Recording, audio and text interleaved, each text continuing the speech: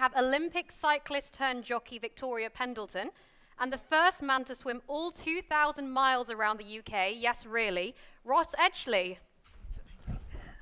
Morning everyone. So they built us up really nicely there with that little, everyone zenned out and calmed down, and we're here to talk about mental health in sport. And as far as our guests are concerned, they've been there, they've seen it, they've done it, they've won the medals, they've worn the urine-soaked wetsuit, and they didn't bother with the t-shirt. So first of all, Victoria Pendleton, one of Britain's most successful female athletes, a track cyclist. She won gold medals at consecutive Olympics and picked up 9 world titles. Yeah. Show off. After ending her professional cycling career, Victoria swapped the bike seat for a saddle and applied her riding skills to horses, taking up a challenge to become a jockey, and in a year finished 5th in a national hunt race, which is pretty impressive. Never been on a horse before that. Very good. In her retirement, Victoria continues to lead a very quiet life. Last year she attempted to climb Everest, and this year she joined the celebrity SAS. So quite clearly a glutton for punishment. And as is Ross Edgley, who is just a glutton really, Ross, if we've seen how much you eat for your swims. Okay, Ross is an athlete, a best-selling author, an adventurer, and probably the closest thing we've got to a real-life Aquaman. Fitness fanatic and a graduate of Loughborough University, Ross has specialised in performing, is that the right word, Ross? Performing some of the most extreme athletic achievements anyone could think of. From completing an Olympic distance triathlon carrying a 100-pound tree, tick, Ross, to running a marathon whilst pulling a car. It was a Mini, wasn't it? Yeah, good. If someone suggests it and it's crazy enough, Ross will have a go at it. Which probably goes some way to explaining why last year Ross became the first person in history to swim all around Great Britain. That's 2,000 miles in 157 days, jellyfish, minke whales, open wounds, salt water tongue rot, sea ulcers, you name it, Ross lived it. Almost dried out now, and having learnt to walk again on his sea legs, Ross is on the lookout for another challenge. But before he does, he and Victoria are going to talk to us about the psychology of what it takes to be a winner, how to deal with self-doubt, overcome adversity, and push on through to achieve your goals. And I think they're both pretty well qualified. Victoria, let's start with you. Let's start from the beginning for people that don't know. How did you start with cycling? What made you take it up as a sport? I just really wanted to be good at something. I was like desperate to be good at something, and wow, that's a big log. You've never seen that? Sorry. That is, what on earth? Anyway. You say that to all the guests, don't you? Yeah, I do. Sorry about that. So yeah, no, whoa. Suddenly I feel like I need to work harder on my challenges, don't I? Ross's log. Yeah, there we are. Yeah. There we are. Good morning, everyone. So I came from a background of cycling, so it was inevitable, and I just really wanted to be good at something. And yeah, I didn't know what it wanted to be. Like, I needed to prove myself in some ways, and cycling just happened to be a sport that my family was involved with, and I thought everybody did it, actually. Did you love it? Did you enjoy it? I mean, I like being outdoors. Like, being outdoors in green space is really important to me. And I've always grown up being outdoors, so I enjoyed for me, that was my mindfulness, was being outside. Right. And I wasn't particularly academic, so I really just focused on sport. And I was lucky enough to have some incredible opportunities. I was talent spotted at 16, and a guy just rang me up and said, "Do you want to come and try out for the GB team?" And I was like, "Dad, there's a man on the phone. He wants me to go to Manchester." And that was it. That was it. That was literally it. Did you enjoy competing, or did you enjoy cycling? I don't really enjoy competing. I'm a very competitive person. Right. However, I love the training and the lifestyle. So the competing was the necessary evil to maintain the training, because it's all about knowing exactly what you're doing and having a plan and having a process, and that stability that gave me was something that I genuinely wanted to live forever. Right. And then I thought, well, I've just got to get through, learn how to deal with my with a sort of approaching a competition, doing it to the best of my ability, and that allows me to carry on for another 4 years to the next Olympic cycle, doing something I really love. And being an athlete is a blessing in many ways, because basically being able to create the superhuman version of yourself for a living. Yeah. Yeah, it's a wonderful gift.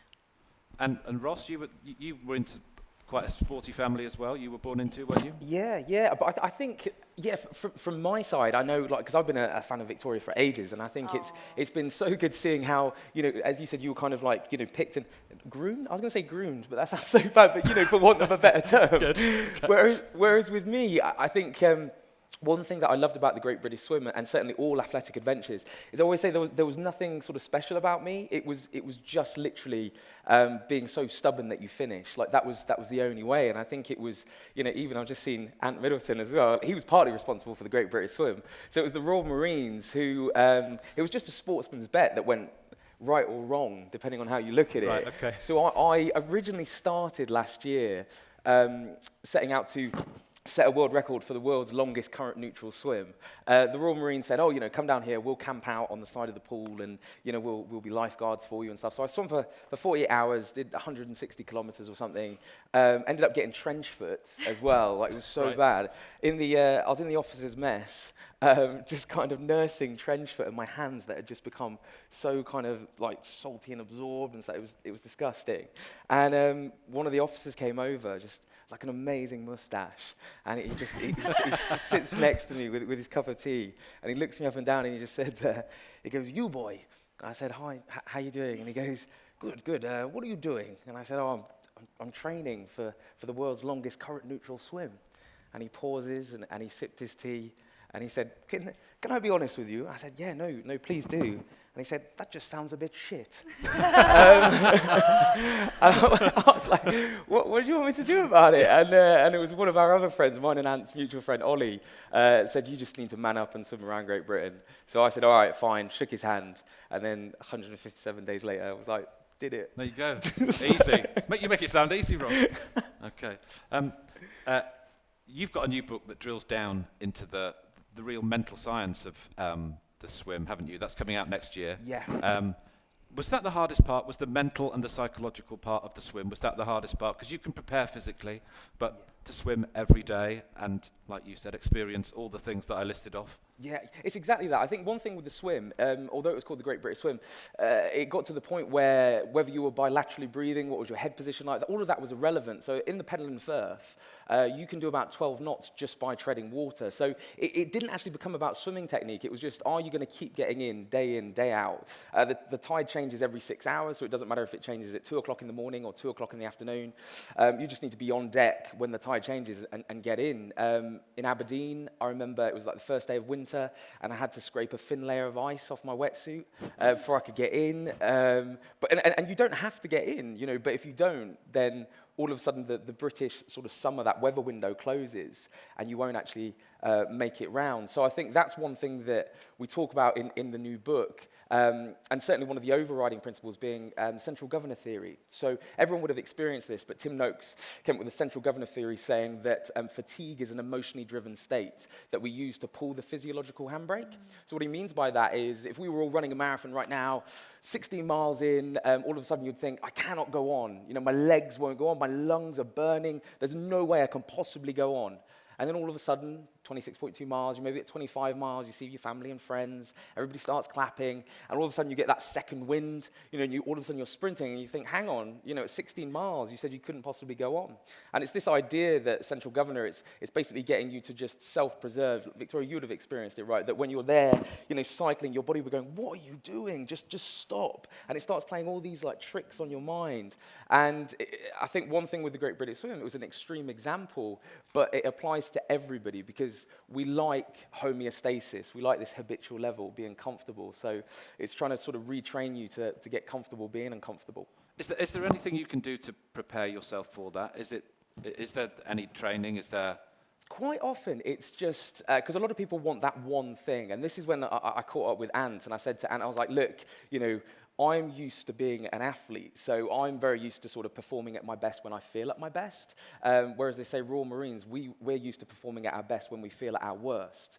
And for me, when parts of my tongue were falling off and I was pulling like tentacles out of my face. I certainly didn't feel too good, but it was then that you had to perform at your best. And I think one of the best pieces of advice, I got from Ant, and he said to me, there's times, I know you're a really friendly guy, but he said, you're going to have to get feral.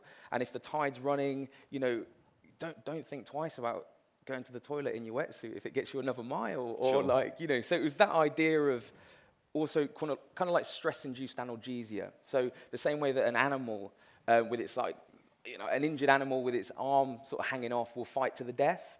It's that same sort of mindset that sometimes you have to tap into. Yeah. Victoria, when you were cycling, we spoke before about how you kind of had a watershed moment around 2004 after the Olympics and training where you kind of doubted yourself and psychologically you thought, maybe I can't continue in the sport. And that's when you met the sports psychologist, right? Could you want to tell us a little bit about that and your... Yeah, so I was talent spotted at 16, which was the same year I met a sports psychologist who told me I didn't have the mentality to be a champion. In one way I was like, am I cut out for this or am I not cut out for this? Because, I was a young girl. These were professional individuals in their field who decided to sort of judge what they could see in front of them.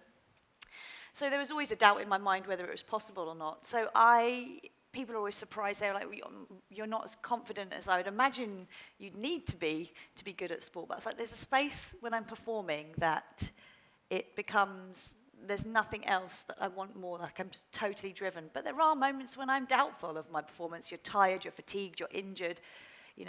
And that it's managing those two kind of states. And I started working with a psychologist, and some people think, a lot of athletes are very anti-working with psychiatrists or psychologists because they're like, well, it's a weakness, you're weak. And I was like, but we train our bodies, so why don't we train our minds? If I don't apply and use the opportunities and the professionals that are being offered to me, then I'm doing myself an injustice. So I started working with Steve Peters, and I've always been super honest. I wear my heart on my sleeve. Some people think that's a bit of a weakness. But actually, I think the fact that I am quite a vulnerable person and things do matter to me is the reason I'm good at what I do. So in some ways, it's learning to just repackage it in a way that makes sense to you rather than trying to fit the kind of really tough, always on-point athlete, the robotic athlete that everyone thinks is the most perfect way to approach that job. Sure. I think Dr. Peters, he wrote the book, The Chimp Paradox. Great book if you're interested. And he says of you that you've got a very emotional chimp. I do have an emotional chimp. He described it as a gorilla once, actually. Right. I am quite a sensitive soul, but I think that's what drives me in many ways as well, because I hate feeling that way, that I'm willing to put all the effort in possible to avoid it. Yeah. And that's what pushes me that extra kind of last few meters or go through training. And do things that, are uncomfortable and unpleasant. It's Uncle Steve, bless him. Steve, I couldn't bless have done him. it without him, and I'm quite open in saying if I hadn't have met him when I did in my life when I was full of doubt, and how he helped me kind of restructure my thought processes and accept that there's negative thoughts and let them in and then sort of push them away and not avoid them. Like all the techniques he gave me were life skills, and without him I wouldn't have won gold medals. Yeah. I genuinely couldn't have done it by myself. When we were at Men of the Year together a few years ago, Sebastian Coe was on our table, and he was talking to me about when he was competing, and he said it wasn't the drive to win that was his overriding emotion, it was the fear of losing. Was that the same for you? I'd say. Yeah? I was actually told that I needed to celebrate more when I won, so that it looked more visually kind of joyful, because actually it's pure relief. You're like, yes, I go on to fight another day. I've done the work, it paid off, move on, next step, what's the next competition, where am I going? So it is a fear of losing. You put so much effort into what you're doing, you're like, I do not want to let this go. I do not want to be standing there looking up at the person on the top of the podium thinking, if only I'd just done a little bit more or tried a little bit harder, or Yeah. you don't want to miss that moment. Your lifespan is so short. And how much for you was it a motivation because you were competing against someone? Was that a big factor? Was it always business or was it ever personal for you? the media made it very personal. Yeah. And it came out with some, like, making it sound really bitchy, which is just like, I was like, what? And I said, I don't care who I'm competing against. It's more about competing against myself. Like, I want to be the best that I can be. And if that is better than the person I'm lining up to next on the start line, brilliant. But I don't actually care about them. If I start focusing on them, I'm not thinking about me and my performance. So it didn't matter who I was racing. So you never got into that trash talking and all that Oh, kind of I stuff? tell you what, it was very tempting. I've been in a few press conferences where I was just like, they were literally just trying to reel me in. Yeah. Really tough. But, no, never really. Mind games. Mind games. Right. Ross, and obviously it's different for you because when you were taking part in the swim, it's you against you, but also you're taking on Mother Nature, which, how do you prepare for an opponent like that? Yeah, with difficulty. Yeah, there was. I was chatting to Laurent yesterday, actually, and it was one of the hardest moments was exactly what you just said, and I think what Andy just mentioned just now, actually, because there was like 12 hours of solitary confinement, you're just left alone with your own thoughts. That quite often that was the thing that wouldn't stop. You're not necessarily racing someone. It's just, are you going to keep going? Because no one's forcing you to keep getting in the water. I could have just gone on land and called it quits. As I said to Laurent yesterday, probably the worst Corrie I remember that was kind of around halfway point, so in the Hebrides of Scotland. I remember them saying, Corrie, giant whirlpool, you've got to swim hard, people have lost their lives down here, ships have gone down. We could feel the boat itself being kind of like sucked down as we were going past it. So I set my watch, 6 hours, which was the tide, swimming as hard as I could. And then I remember I got stung by another jellyfish, the giant jellyfish of Scotland, but this one in particular, it just felt a little bit different. It felt like, the best way I can describe it to you is like someone had a hot poker, and it was just searing onto your face, to the point where my face went numb, and I'm like dribbling. I'm still swimming, because I just know that I need to get clear of the Corrie. Keep swimming, and then after another hour, I just think, I can't, this is like, it's so painful. I look up at Matt, the captain of the boat, and I said, Matt, I'm so sorry. I said, I just need to stop for just a minute. I've been stung by a jellyfish, and it just won't go away. And he looked down at me from the boat, and he just said, yes, I know, because it's still wrapped around your face. And it had threaded into my goggles, so I had to pull the tentacle away through. I won't repeat exactly what I said. Put my goggles back on, but my face had now changed shape because I'd been stung so badly. So I had to punch the goggles into my face and then carried on swimming. Got clear of the Corrie. I remember crawling onto the boat just in pieces. And Matt, the captain, just went, yeah, well done. Tide changes in 6 hours. See you back on deck. And it was that concept of just how bad, it was. And then so often as well, it was just knowing, like, swimming at night, all sorts would start going through your head. So if you have a negative thought and you're heading in to swim at night, it will just completely manifest itself. Yeah. And you'll come out in the worst mood. Every sort of, seaweed that touches your face, you think, is that a tentacle? And it's just like complete paranoia, this sensory deprivation. But if you're in a good mood, so again, it was up near Cape Wrath, so northwest Scotland, one of the deepest parts of Great Britain. And I remember I was treading water, 2 o'clock in the morning. Matt throws me a banana. I'm eating a banana, and I turned to him, and I said, Matt, and honestly, Paul, how I'm standing here now, I felt something with my foot. And then I went like that, and I'm eating the banana. I turned to Matt, and I said, Matt, just make sure you keep the boat quite far away. I said, otherwise you're gonna beach the boat. And he looked at me, and he went, no. Looked at the marine tracker and said, we're at 200 meters depth. That's not the seabed, Ross. And I said, I'm telling you. And I finished the banana. I put my hands out the water, so I'm now standing up like this. They get the big spotlight on me. And I said, I'm telling you, if you come any closer, you're going to beach the boat. He said, it might be a whale. So I start stamping on it, and it wasn't moving. Matt's laughing, the crew are laughing. To this day, we still don't know. We think maybe somewhere there's a Russian submarine going, I had the weirdest summer. Yeah. Someone was knocking on the outside. Who's that guy? And then equally, somebody shouted out at the last thought, they were like, you found the lost city of Atlantis. But yeah, it was knowing that whatever it is, it's probably safe, in British waters. If it's not, and it wanted you dead, you'd probably be dead. Taking comfort in that, if that makes sense. So it was like I knew I was very low on the hierarchy of the sea. Sure. So if it was going to eat me, and it was explained to me, you're no safer at night than you are in the day. If something wants to eat you, it will eat you. So I don't know what it was, but it didn't eat me. Okay. And was that the moment with the jellyfish on the face? Was there a moment when you were on the swim where you thought, do you know what? I've done 93 days. I've been stung, my tongue's falling out. Do you know what? I'm going to knock it on the head. I'm just going to... I think, there was a lot of people were really, really kind, and they said, it was amazing you didn't cry, you didn't feel sorry for yourself. But it's not because I didn't want to. I think it was just, and I don't know if you can relate, but, when you're looking at your training program, you just think there's no time to feel sorry for myself. So I could have cried into my pillow and, felt bad for myself, but that would have been an hour that I wasn't sleeping or eating. So it wasn't until I got to the end where I was just like, what was that? That was a terrible idea. But I didn't compute that for all 157 days. And I think, sort of exactly what Ant said about, like, as you become more and more feral. My girlfriend, she was visiting me sort of every other weekend, and she would come on the boat and just watch me just getting hairier and sort of chubbier and just, getting, I suppose, a body that was, and this was the nicest thing as well, and I love what Andy said there about the sort of mind-body connection, but the body became a complete instrument, not an ornament. Yeah. I think there was an element with my nice tan and log, there, whereas I did not look like that when I finished. And it was nice that your body actually becomes exactly what you need it for, right? It's sort of similar to you in that, you just created a body that was going to win loads of Olympic golds. Well, it didn't look that good anyway, I'm just saying. But yeah, no, you do. You treat didn't have your a body. log, though, did you? No, I didn't. That's where I went wrong, isn't it? Yeah. Oh my gosh. Your body, does become just like a tool for what you do. I Yeah. think actually a couple of guys thought it was hysterical when they told me my thighs were looking more muscly. That I was like, yes, and they're like, you must be the only girl that wants to hear that. I was like, look at my lats, and they're like, yeah, that's just weird. Yeah, A little bit weird. Okay, good.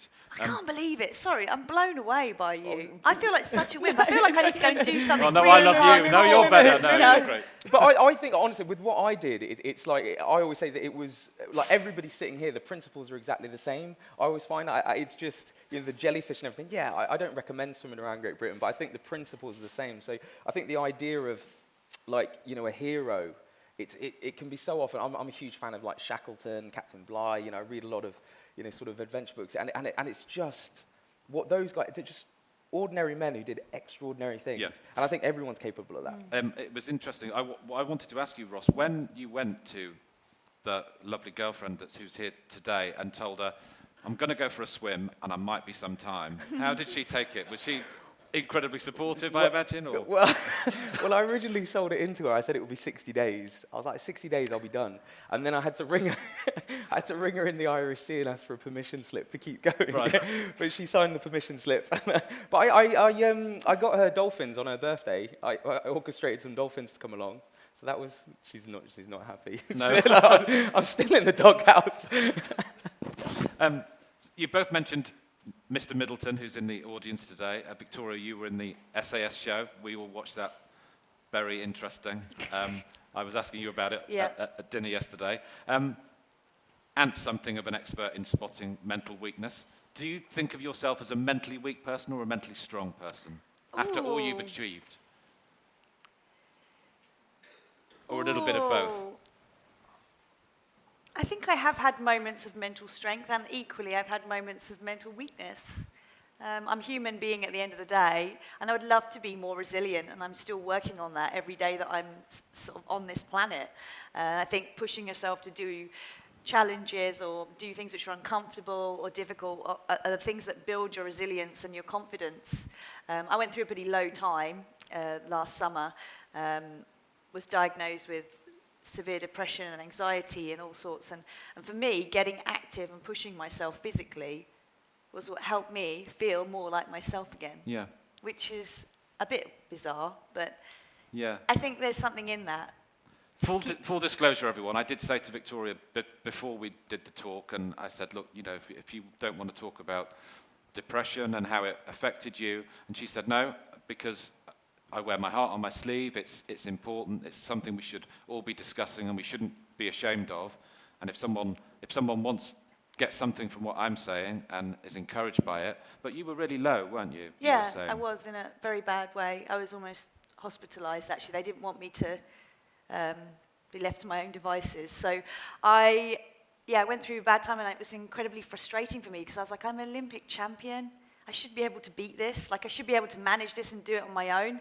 The truth is, I was in a place where I was treading water, and it it felt endless. Like I couldn't even imagine a way to get through it.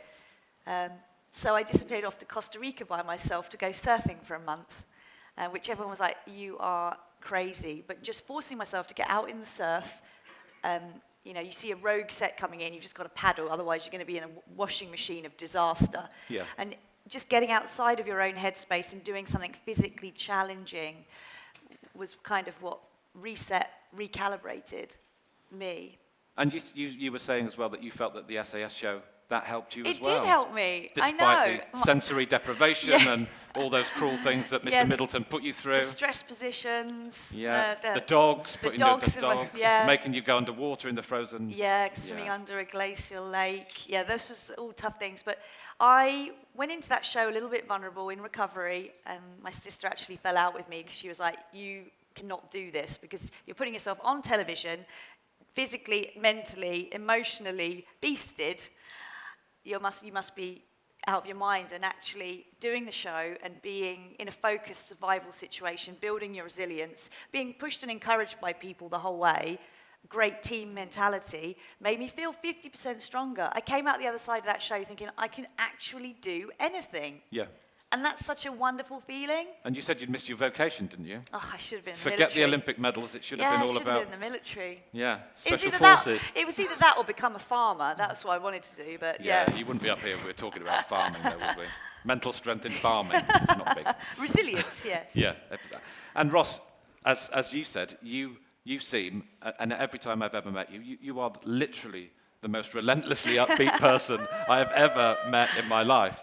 You must have downtime where you, like Ant said, when you've got to get feral and you've got to go, do you know what? Yeah, I think we're only just sort of understanding now. So just to touch upon that, like when you look at central governor theory, so we're far more powerful than often our own minds allow us to believe. But when you look through the Royal Marines, talking about cheerfulness in the face of adversity, one of their mottos, it sounds like such a kind of like, oh, you know, make sure you swim with a smile, as I used to say. But when you start looking at psychoimmunotherapy and actually looking at how your psychology will actually interact with your immune system, we're only just understanding now, like there's a link between the two. Even now as well, there was a study recently done where they had cyclists cycle to complete exhaustion, and they showed them subliminal cues of people either smiling or frowning. So it barely registered on their conscience on a level. It was completely subconscious. And they found that it actually just showing people these smiling faces actually improved performance. So it's looking at like not only your immune system, but also the effect on performance. I think it's sort of the next frontier of sports performance, really. Again, Victoria, you'll know everyone will talk about, you know, supplements, sports nutrition, prehab, rehab. And it's only now that we're going, maybe just, you know, cycle in a good mood, you know, or something like that. So for me, a lot of people, again, were saying, oh, it was amazing that you were always, you know, so upbeat. But I think it was out of necessity. Right. Because I think with the swim, it wasn't like an Ironman where you could, you know, or a marathon where you could grit your teeth and get through it. Because, you know, later that night, you'd be in a bubble bath in your own bed, recovering. I knew that this was going on for 157 days, so I had to care for my immune system. I had to care for, you know, this complex biochemical organism that is your body. And if being in a good mood helps, Wim Hof, friend of mine, he always says you're basically the alchemist of your own chemistry. You know, so he starts talking about neurotransmitters, chemical signals in the brain. It gets real deep, but ultimately, the Royal Marines had it right when they just said cheerfulness in the face of adversity. Yeah. And Victoria, you're kind of a music fan, so you've often used music, haven't you, as a stimulation for training and that kind of thing. And again, coming back to the GQ Men of the Year Awards, Victoria, in a room full of Hollywood actors and film stars and you name it, the one person that Victoria was excited about was Dave Grohl. Oh, Dave Grohl from the Foo Fighters. And Nirvana. Yeah, honestly. Yeah. That was like, I was like, I can just die happy. That's like, it. He's just the coolest guy. But you've always used music for training, lots right? of music. I mean, I quite like listening to music that kind of evokes the right mood for the way you're training. And I do think if you're someone who's feeling a little bit unmotivated, then the right tunes actually can get you through a good gym session. I mean, that must be something I'd like to say, because you're swimming, you're not listening to anything, are you? No. That's a lot of silence. You're That's right. a lot of silence. Well, you end up, on the whole kind of, the idea of sort of keeping yourself entertained, it was almost like, when we were talking about this, as like, I don't know if you would do the same, but like Netflix in your head. you sort of like change the channel. Right. So I ended up, and it got weird. Like, I'd be swimming past York, again, swimming the Grand Old Duke of York, as I was swimming swimming past Robin Hood's Bay, and I found myself hilarious. So I'm swimming, going, "You're killing this." And then I remember thinking, like this isn't normal, Ross. No. And I was like, I think maybe this swim has gone too far. But then equally, friends of mine were like, "But I don't think you were normal in the first place." So it's kind of like taking this mindset of just whatever it takes to get you through it. And if that's singing the Grand Old Duke of York, I love a good sing. it was Yeah. a good song. There's something about singing out loud sometimes, I think, that can really change your mood. Helps. Yeah. Okay. With both of you, did being successful, Victoria winning gold medals, finishing 5th in a national hunt race, getting through the SAS celebrity event? I love the way that's now added onto my resume. Yeah, no, Thanks, Sam. exactly. And Ross swimming around the UK. Did you get a real sense of satisfaction, and did it last, or are you both always of the mindset, what's next? I mean, I think when you're lucky enough to have such incredible opportunities to do some incredible, unusual things, it's hard not to always think, oh, what's next, what can I do next? Because it is a buzz in getting through something. Working towards something, planning it coming together, it's something hugely satisfying about that feeling. And I don't know if I'll ever be able to survive without some kind of pressing challenge looming, some ideas. Because it's just a great way to feel alive, to feel present in the moment, to push yourself physically and mentally is something that I genuinely enjoy doing. And it doesn't have to even be comfortable. It can be quite the opposite. But just learning a little bit more about yourself through those experiences. I'd say anybody who's ever thought, I've got a small feeling I want to do something, I'd say go and do it. Just push yourself and do it. Have the courage to step out and try it. It doesn't matter what the outcome is, whether it's success or failure. The experience and what you'll learn from it will be far worth any suffering you'll go through. Ross? What's next? Yeah, I would say exactly the same, actually. I mean, on that, and I'm going to keep this so short because I know we're running out of time, but I was lucky enough to live in Japan with the Yamabushi monks out there. They go on an okugaki, which is just like a pilgrimage up into the mountains. And they do it because of this idea of sort of self-discipline, going trekking. There's also I think I'm pronouncing it right, but the Tandai monks, the marathon monks of Japan. And they years ago now, but they would do 1,000 marathons in 1,000 days. And when you started it, you were handed a small rope and a small sword. Throughout the first 100 days, you were allowed to just say, look, this isn't for me, and you could sort of bow out and backdoor boogie on it. But but after the 100 days, your only option was to actually complete the 1,000 marathons or take your own life. So when we were on there, there's a happy ending to this. Everyone's like, where's this going? Ross's girlfriend is thinking, But the whole thing is I think that what they understood, the same as the Yamabushi, was this idea of an okugaki, where you go on this kind of like pilgrimage of self-discipline. And for me, a lot of people were like, why did you go and swim around Great Britain 157 days, solitary confinement? But in many ways, what I found is it was this form of meditation, very similar to what Andy spoke about when he took himself away to the monastery. That resonated with me so much. And I think now, when you start looking at a marathon, for instance, if an alien came down to this world, you'd have to explain why all of these people, like thousands of people on the road, run from A to B for no apparent reason, other than self-discovery. So to Victoria's point, everybody sitting here, I think, it doesn't matter what it is. Go on your own okugaki. I'm not saying the marathon monks type of level or swim around Great Britain, but I think when you do that idea of self-discipline, losing yourself in your own thoughts, I think we've kind of lost that. Whereas for me, swimming around Great Britain kind of made sense because of the okugaki. So. Okay, that's the perfect point to leave it. So everyone, start your pilgrimages today. Ladies and gentlemen, Victoria Pendleton, Ross Edgley.